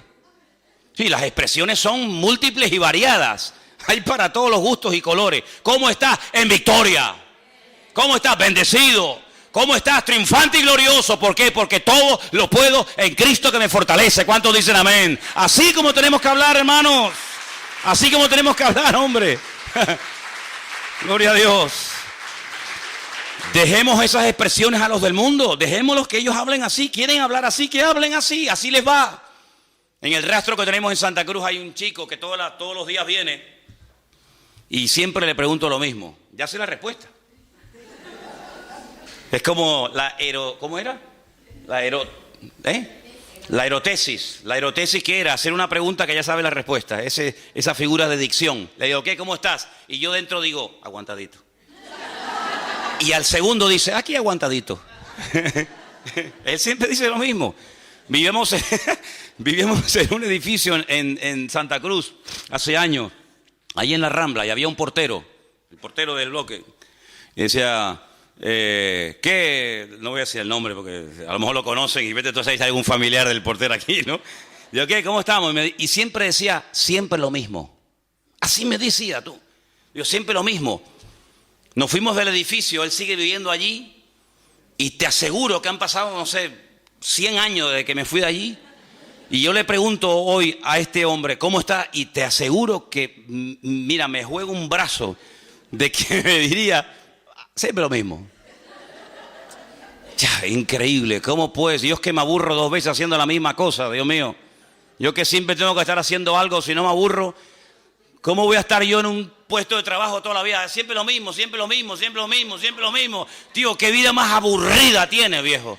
Qué sosa de vida eres, de verdad que no eres atractivo, aparte eres bajito, gordo, feo, encima siempre lo mismo. Ya, no hay por dónde me cogerte, viejo. ¿Me entiendes? El Señor está conmigo, Dios me va a bendecir, el Señor me bendice y tal. Claro que sí, hombre, claro que sí. Y esa es la forma como podemos hablar. Y el enemigo, cuando oye a un tipo hablando así, el enemigo dice, agüita con este, vamos para allá. Porque con este no me meto, claro. ¿Me entiendes? Y eso no tiene nada que ver con la edad, no tiene nada que ver con la cultura. No, es que los suecos somos así, los españoles. No, olvídate de eso, no, ni suecos, ni alemanes, ni vaina. Somos cristianos, somos hijos de Dios. Y como hijos de Dios, el diablo tiene que tenernos miedo a nosotros. Hay creyentes, yo no sé, aquí nosotros porque no nos hemos criado con ese ambiente, pero hay creyentes que cuando les conoces y hablas con ellos de otras congregaciones sobre todo, pues siempre están, no, es que el diablo, no, es que el enemigo, es que yo digo, pero ¿cómo puedes vivir así? Siempre con miedo. El otro día estábamos poniendo el mural ese, por cierto, échenle un vistazo porque ahí hay fotografías del siglo XVIII. Ahí van a decir, Dios mío, dame discernimiento de espíritu porque no sé quién es este, ¿no? Y entonces resulta de que Juan, ¿dónde está Juan? Ahí está Juan. No sé cómo fue, yo pensaba, ven esos chorretes que hay por ahí del óxido de la canaleta. Pues dice, no, esto es de, ¿cómo me dijo? Del aceite o de no sé qué cosa. Digo, ¿cómo del aceite, Juan? Si esto es de la lluvia que cae arriba y está oxidada la canaleta, hay que cambiarla. Dice, no, esto es de aceite. Digo, ¿cómo? Digo, mira. Y me dice, mira para acá. Y le digo, ay, mira. Mire lo que hay aquí. Además, fíjate, hace así. Una mano. ¿La ves? Yo digo, dice, no, hay aquí, hay allí, y entonces resulta de que en el cuarto ¿cómo es? En el cuarto donde duermen ustedes, las puertas son blancas, las puso unas puertas preciosas, y el otro día estaba en la habitación, allí creo que estaba hablando con Margarita, y veo en la puerta una mano. Y yo dije, sin haber sabido todavía la explicación de la vaina esta, yo digo, esto fue uno que tenía la mano hedionda o sucia, perdón, ya. Como estamos de retiro, tengo mentalidad de retiro en vez de pastor ahora mismo, ¿no? Y entonces le digo, esto fue uno que tenía la mano sucia y la puse aquí. Y ya me iba yo a buscar un trapo para limpiarle y me dice Juan, dice, no, es que aquí, cuando esto a veces lo prestamos o lo alquilamos a algunas iglesias, y entonces resulta que no se les ocurrió otra cosa, por ahí hay más manos, ya verán, ahora van a haber manos por todos lados. Y dice, no, vinieron aquí unos hermanos y no se les ocurre otra cosa que meter las manos en aceite y ponerse por todas las paredes, ungiendo y bendiciendo las paredes, y yo digo, ungiendo las paredes. ¿Cómo que ungiendo las paredes? Es como si yo voy a tu casa y le digo, hermana, ¿tiene un poquito de aceite de olivas? Sí.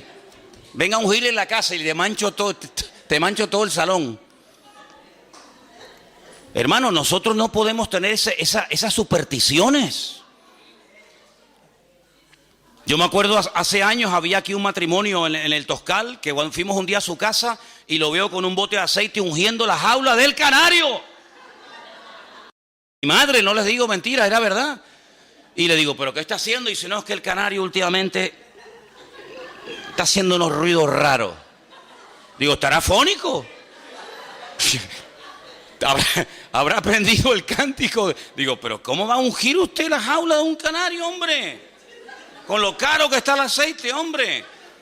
Entonces, hermano, vamos a ver, el aceite en la Biblia se utilizaba todo, pero mire, nosotros tenemos un Dios que nos cuida hasta cuando cerramos los ojos durante la noche. No es prueba evidente que cuando estoy dormido y no me entero de nada, el Señor me está guardando. Dice, el ángel del Señor acampa alrededor de los que le temen y los defiende. Por lo tanto, yo tengo que ir por la vida con la seguridad de que el Señor está a mi lado y que nadie podrá contra mí, a menos que el Señor se lo permita. ¿Y sabe cuándo el enemigo tiene autorización, entre comillas, para atacarme y para zarandearme? Cuando bajo la guardia, cuando estoy en desorden, cuando me enfrío, cuando me aparto del Señor, cuando empiezo a pensar y a hablar tontería. Pero mientras yo esté hablando correctamente, mientras mi fe y mi mirada esté puesta en el Señor está conmigo como poderoso gigante. Y aunque un ejército acampe contra mí, no temerá mi corazón, porque el Señor es mi luz y mi salvación y no va a pasar nada. Porque esas son las promesas del Señor. Y tenemos que creer en las promesas del Señor, hermanos. Y no tener ningún temor. Hay una historia en la Biblia que yo la he leído y compartido infinidad de veces con ustedes. Y es esa historia cuando el profeta Eliseo está en una casa y resulta de que le dicen al enemigo, le dicen al ejército contrario, tú sabes por qué tú pierdes todas las batallas. Tú sabes por qué todas las estrategias te salen mal. Tú sabes por qué cuando vamos a atacar por un lado nos están esperando. Y cuando dice, bueno, pues ataquemos por el otro lado, nos están esperando. ¿Tú sabes por qué? Dice, no. Dice, porque en Israel hay un varón de Dios. Y lo que tú hablas en secreto, Dios se lo revela a él. Así que da igual si lo vas a atacar por la derecha, por la izquierda, por arriba, por abajo, de noche o de día. Todo te va a salir mal porque el Señor pelea con esa gente. Y este general o este rey dice, pues matemos a este hombre. Matemos a este hombre y se le acaba la fuente de información. Dice, vamos. Dice la Biblia que rodearon toda la casa del profeta Eliseo y no venían para contarle el cuento de Caperucita Roja, hermano. Venían para matarlo. Y entonces Eliseo tenía un colaborador, un ayudante, llamado Giesi. Nombre más feo. Así se llamaba, Giesi. Y Giesi sale fuera y cuando levanta la mirada, vio toda la casa rodeada de soldados que venían a matarlos. Y se mete para adentro muerto de miedo y dice, de aquí no salimos. Estamos rodeados de enemigos. Este es el último día de nuestra vida. Y el profeta Eliseo sale afuera, mira así, dice, tranquilo, no te preocupes. Más son los que están con nosotros que los que vienen contra nosotros. Y ese quiere un pedazo de carne, porque era carne. Le dice, ¿quién está con nosotros? Si hasta el perro salió corriendo. ¿Quién está con nosotros? Dice, Señor, abre los ojos para que vea.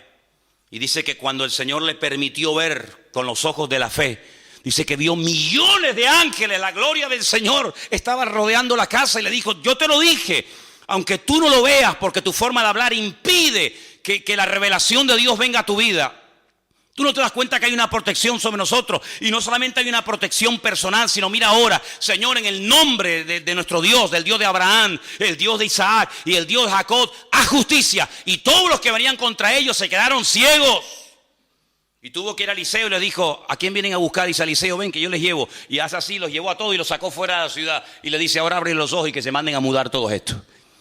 Ese es nuestro Dios, hermanos, un Dios que nos ha prometido siempre protegernos, sanarnos, bendecirnos, restaurarnos, ayudarnos. No hay nada que el Señor no pueda hacer en nuestra vida, pero necesita, entre comillas, que nosotros aprendamos a ocupar nuestro lugar y hablar adecuadamente. ¿Cuántos dicen amén? En cierto sentido podemos colaborar, sí, podemos colaborar. En este caso era con Moisés, pero podemos colaborar incluso con personas necesitadas que podemos ayudarles a que depositen su fe y su confianza en el Señor. Vamos a ir al Evangelio según San Marcos. Que Dios bendiga a nuestro hermano Marcos, amén. Gloria a Dios. Marcos capítulo 2. Es una historia, un mensaje muy conocido, donde vemos cómo nosotros en un momento determinado podemos ayudar a otras personas, hasta ayudarles a crecer y que esas personas después caminen solas. Marcos capítulo 2, versículo 1 dice que Jesús entró otra vez en Capernaum. La palabra Capernaum es Cafer-Naún. Cafer en hebreo significa pueblo. Naún es el nombre del profeta Naún. Entró al pueblo del profeta Naún. Y después de algunos días se oyó que estaba en casa. E inmediatamente se juntaron muchos, de manera que ya no cabían ni aún a la puerta, y les predicaba la palabra. Entonces vinieron a él unos trayendo a un paralítico que era cargado por 4. Pobre paralítico, no podía moverse, aunque quisiera, no podía. Estaba ahí inmóvil. Y como no podían acercarse a él a causa de la multitud, descubrieron el techo de donde estaba y haciendo una abertura bajaron el lecho en el que yacía el paralítico. No dijeron, bueno, mira, venimos otro día, hay demasiada gente, esto es un follón de gente, esto es imposible. No, la fe no conoce obstáculos, la fe supera los obstáculos. La fe no se amedrenta ante el no se puede, el que no sabemos. No. Si no podemos por la ventana, por la puerta. Y si no por la puerta, por el techo. Y si no, hacemos un túnel y lo metemos por abajo. Pero de aquí no nos vamos, porque esta es la oportunidad que hoy Dios nos está dando. Entonces vamos a subirnos al techo. Es que nos van a criticar, que me da igual. Hemos venido con una necesidad y de aquí no nos vamos hasta que veamos la gloria de Dios. Hemos venido con nuestro amigo, no puede caminar, pobrecito. Venga, vamos a hacer eso. Subieron al techo y ¿sabe lo que dice la Biblia? Que comenzaron a quitar allí, los techos eran como de paja, eran como de hojas de palmera. Y entonces de repente dice, uy, ¿esto qué es? Miren lo que dice, versículo 5. Al ver Jesús, ¿la fe de quién? ¿Y la fe del paralítico dónde está? No sabemos si tenía o no tenía fe. En ese momento el hombre estaba tan mal, tan desanimado, tan hundido, que dependía de otras personas. Así nos pasó a nosotros. ¿Verdad? Cuando vinimos al Señor, alguien nos llevó, alguien nos habló, dependíamos de alguien. Y este pobre hombre ni siquiera podía caminar, no tenía fe, no tenía ilusión en la vida, no tenía nada. Pero dice Jesús que al ver la fe de ellos, le dijo al paralítico, hijo, tus pecados te son perdonados. Entonces estaban allí sentados algunos de los escribas, los cuales cavilaban en sus corazones y decían, ¿por qué este habla así? Blasfemias dice, ¿quién puede perdonar pecados sino solo Dios? Y conociendo luego Jesús en su espíritu que cavilaban de esta manera dentro de sí mismos, les dijo, ¿por qué caviláis así en vuestros corazones? ¿Qué es más fácil? No dijo que es más difícil, sino que es más fácil.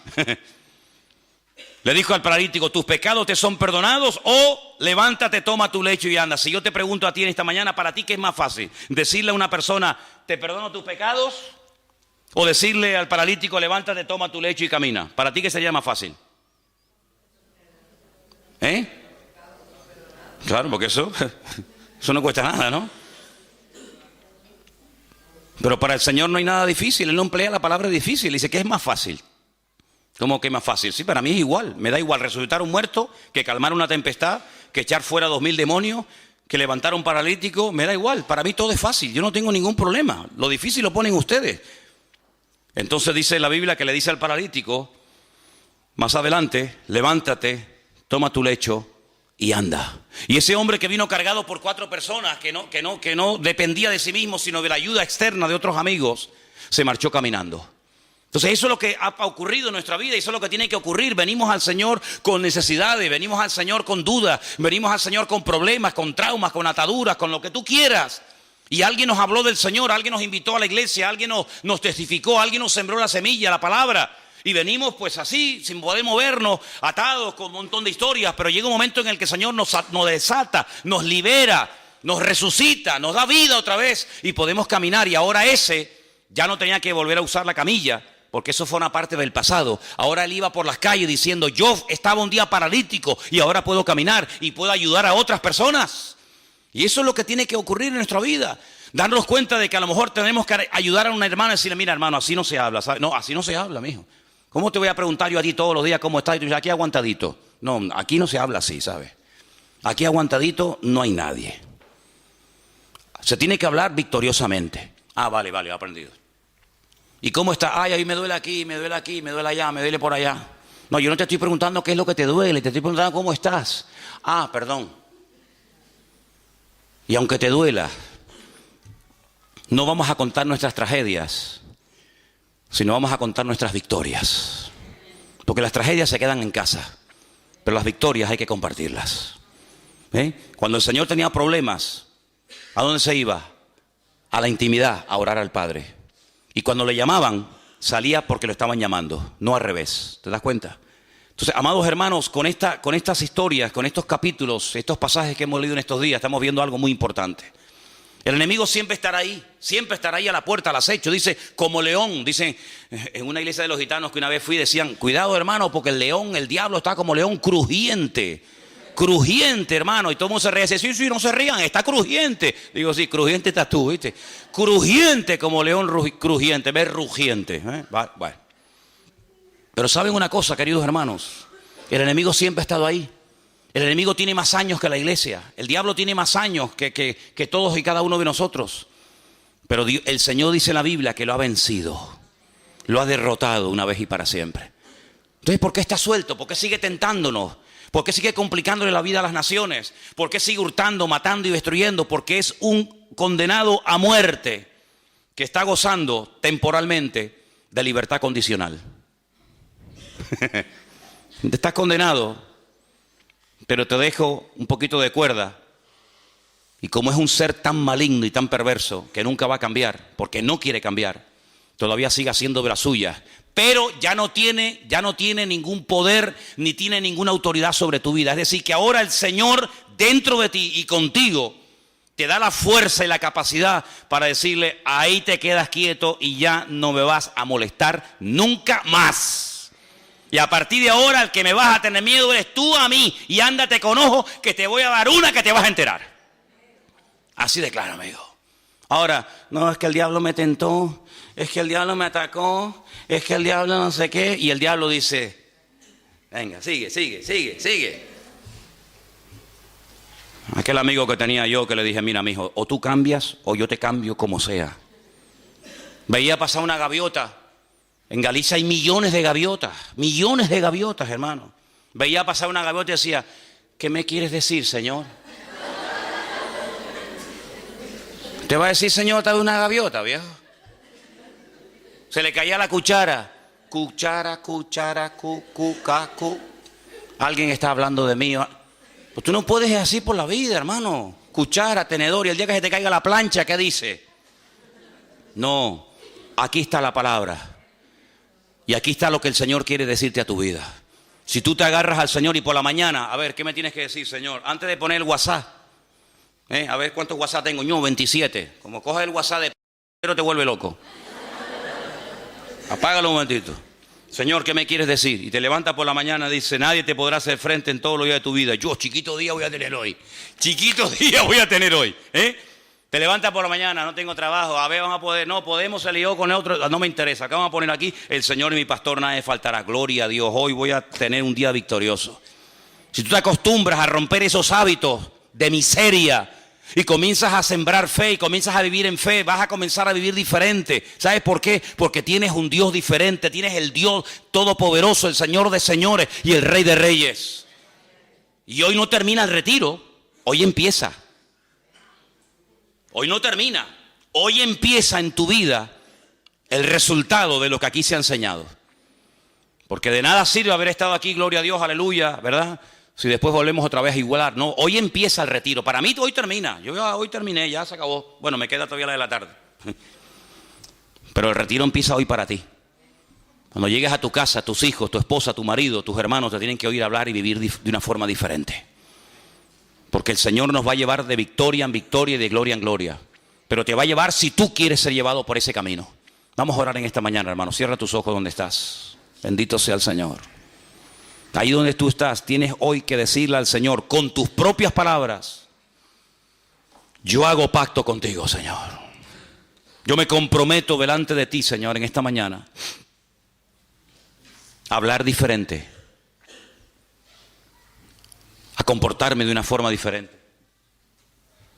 Yo me comprometo, Señor, a partir de hoy a no quejarme, a no lamentarme, a darte gracias a Dios hasta por la almohada que uso para dormir, Señor. El poder estar aquí en esta mañana es un privilegio, pero es una responsabilidad también, porque el conocimiento nos compromete.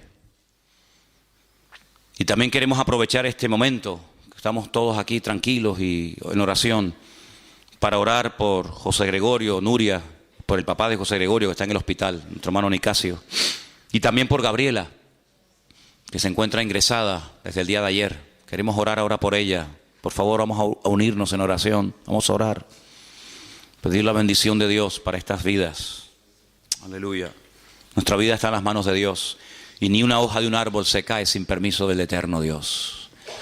Por lo tanto, todo lo cuanto acontece en nuestra vida, si le amamos y le obedecemos y vivimos en orden y en santidad, todo ayuda para bien, todo. No tengo miedo ni a lo que viene, ni a lo que va, ni a lo que dicen, ni a lo que no dicen, porque el Señor tiene el control 100% de mi vida. Pero para que esto fluya, para que fluya la bendición, para que fluya el toque del Señor en mi vida, yo tengo que estar alineado 100% con Dios, en línea con Él, sin apartarme ni a diestra ni a siniestra. Y por eso en esta mañana nos unimos contigo, nos alineamos contigo, Señor. Y desde aquí bendecimos a Gabriela en el hospital ahora mismo, Señor. Sé tú con ella, Padre. Sé tú con ella, Padre. Que sienta tu presencia, tu caricia sobre su vida ahora mismo, Dios mío. Oramos por nuestro hermano Nicasio. Tócalo, Dios, allí en el hospital donde él se encuentra, Padre. Él te ha servido durante muchos años de su vida. Y pido que ahora, Señor, tú lo visites conforme a tu voluntad. Fortalece a la familia, a José Gregorio, a su esposa Nuria, su madre. Señor, los bendecimos a ellos y sabemos que querían estar con nosotros, las circunstancias lo han impedido, pero todo ayuda para bien, Señor. Aleluya. Y te pedimos, Señor, en esta mañana que cuando nos marchemos de aquí, nunca olvidemos que Amalek está a la puerta acechando, que es un enemigo que no tiene piedad.